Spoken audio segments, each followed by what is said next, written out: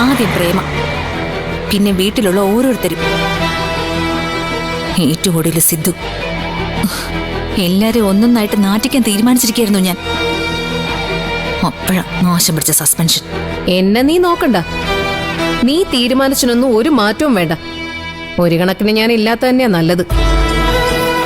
ഞാനുള്ളത് കൊണ്ടാ police action എടുക്കുന്നതെന്ന് ആർക്കും ഇനി പറയാൻ പറ്റില്ലല്ലോ. ഗാർഹിക പീഡന നിരോധന നിയമം, അത് വെച്ചൊരു താങ്ങാനാ ഞാൻ കരുതുന്നത്. മാനസികവും ശാരീരികവുമായ പീഡനം അത് സഹിക്കുന്നുണ്ടെന്ന് വരുത്തും. ഒന്നാം പ്രതി പ്രേമ. എങ്ങനെ ഉണ്ടാവും? പരാതി ഫോർവേഡ് ചെയ്ത് നോക്ക്. എൻക്വയറി ഉണ്ടാവും. പ്രൂവ് ചെയ്യാൻ നിനക്ക് പറ്റണം. അതൊക്കെ എനിക്ക് പറ്റും. ഒന്നില്ലെങ്കിലും ഞാനൊരു വക്കീലല്ലേ റൂബി? സിദ്ധുവും വക്കീല് തന്നെയാ. വ്യത്യാസമുണ്ട്. സിദ്ധു പുരുഷനും ഞാൻ സ്ത്രീയും. സിദ്ധു ഭർത്താവും ഞാൻ ഭാര്യയും. നിയമം സ്ത്രീയുടെ കൂടെ നിൽക്കും. അതൊക്കെ ശരിയാ. എന്നാലും പരാതി ഡ്രാഫ്റ്റ് ചെയ്യുമ്പോ പെർഫെക്റ്റ് ആയിരിക്കണം. അത് ഞാൻ ഏറ്റു. ബാക്കി എന്തൊക്കെയാ ചെയ്യണ്ടേ? മുറുക്കുമ്പോ നല്ലോണം മുറുക്കണമെന്ന് എനിക്കുണ്ട്. അതിനെന്തൊക്കെയാ വേണ്ടത്?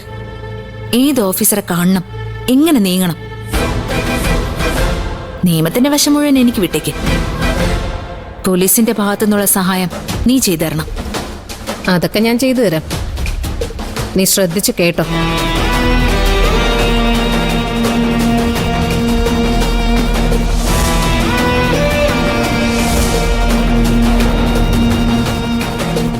മനസ്സിലായി. കുറച്ച് കഷ്ടപ്പെടും എന്റെ ഭർത്താവും അയാളുടെ വീട്ടുകാരും. ഞാൻ ആരാണെന്ന് അവരറിയാൻ പോകുന്നതേ ഉള്ളൂ.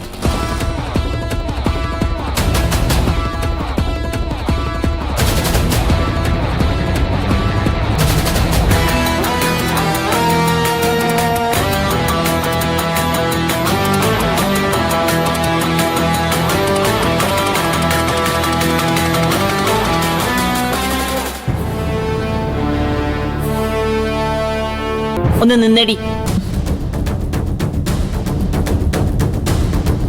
എന്താ മുത്തശ്ശി? നീ എവിടെ പോയതാ? ഞാൻ പറഞ്ഞായിരുന്നല്ലോ ഒന്ന് പുറത്തു പോവാണെന്ന്. സ്ഥലത്തിന് പേരില്ലേ? എവിടെ അടുത്ത് തന്നെ മുത്തശ്ശി. നീ കാണിച്ചു കൂട്ടിയ തോന്നിയാസങ്ങളെ കുറിച്ചൊക്കെ ഞങ്ങൾ അറിഞ്ഞു. എടി, ഇതൊക്കെ കൊണ്ടാ പുറത്തിറങ്ങരുതെന്ന് ഞാൻ പറഞ്ഞത്. എവിടെ കേക്കാൻ? ആര് കേക്കാൻ? ജോത്സ്യര് വന്നിരുന്നു. പ്രശ്നം വെച്ചു. നിനക്ക് ദോഷകാലം തീർന്നിട്ടില്ലെന്നാ കണ്ടത്. എന്റെ ദോഷം തീരണമെങ്കിൽ ഞാൻ മരിക്കണമേ. സുധിയുടെ ചിതാഭസ്മം എത്രയും വേഗം കൊണ്ടുപോയി നിമഞ്ജനം ചെയ്യണമെന്ന് പറഞ്ഞിരിക്കാം. ഇനി അതും കെട്ടിപ്പിടിച്ചോണ്ടിരിക്കാനൊന്നും പറ്റത്തില്ല.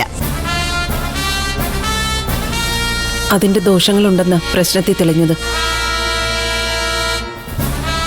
എന്നെ ഇനി അതിന് വെച്ചുകൊണ്ടിരിക്കണ്ടെന്ന് തീരുമാനിച്ചു. അച്ഛൻ എന്താ പറഞ്ഞു? അച്ഛനല്ല, ഞങ്ങളാ ഈ വീട്ടിലെല്ലാം തീരുമാനിക്കുന്നത്. ഏറ്റവും അടുത്ത ദിവസം തന്നെ അതിന് നിമഞ്ജനം ചെയ്യാൻ അവൻ രാമേശ്വരത്തേക്ക് പോകും. ദേവികയ്ക്ക് അതിൽ എതിർപ്പൊന്നുമില്ല. സുധിയുടെ ആത്മാവിന് മോക്ഷം കിട്ടാനും അത് തന്നെയാ നല്ലതെന്നല്ലേ ജോത്സ്യര് പറഞ്ഞത്.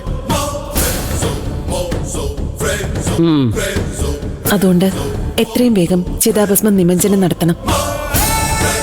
പിന്നെ ആ റൂബിയായിട്ട് വഴക്കിന് നിൽക്കുന്നതേ സൂക്ഷിച്ചു വേണം. അവസാനം എന്തെങ്കിലും സംഭവിച്ചാ സഹായിക്കാൻ ആരും ഉണ്ടാവത്തില്ല. എനിക്ക് ആരുടെ സഹായം വേണ്ട മുത്തശ്ശി. എനിക്കെതിരെ വരുന്ന പ്രശ്നങ്ങള് ഞാൻ തന്നെ തീർത്തോളാം. എടി, ഇതിനെയാണ് ഞാൻ അഹങ്കാരം എന്ന് പറയുന്നത്.